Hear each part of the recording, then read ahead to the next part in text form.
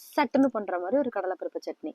Idli, dosa, chapati, puri, white ரைஸுக்கு கூட செம்ம காம்பினேஷனாக இருக்கும். என்னோட ஸ்டைலில் கடலைப்பருப்பு சட்னி எப்படி செய்யலான்னு பார்க்கலாம் வாங்க. கேஸ் பற்ற வச்சு ஒரு பாத்திரம் வச்சுக்கோங்க. ஒரு 3 ஸ்பூன் கடலெண்ணெய் ஊற்றிக்கோங்க. நல்லா கை நிறைய கடலைப்பருப்பு போட்டுருங்க. கடலைப்பருப்பு நல்லா பொரியட்டும். பொரிஞ்சதுக்கப்புறம் ஒரு 5-6 வரமிளகா உங்கள் காரத்துக்கு தகுந்த மாதிரி, ஒரு 2 பெரிய வெங்காயம், 2 தக்காளி, கொஞ்சோண்டு புளி, அப்புறம் கருவேப்பிலை எல்லாத்தையும் போட்டு நல்லா வணக்கி விட்டுருங்க. கை நிறைய கொத்தமல்லியை போட்டு நல்லா வணக்கிடுங்க. கொஞ்சம் தேங்காய் அதையும் போட்டுட்டு நல்லா வணக்கிடுங்க.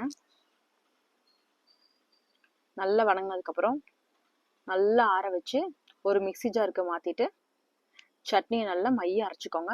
கொஞ்சம் உப்பு போட்டுக்கோங்க.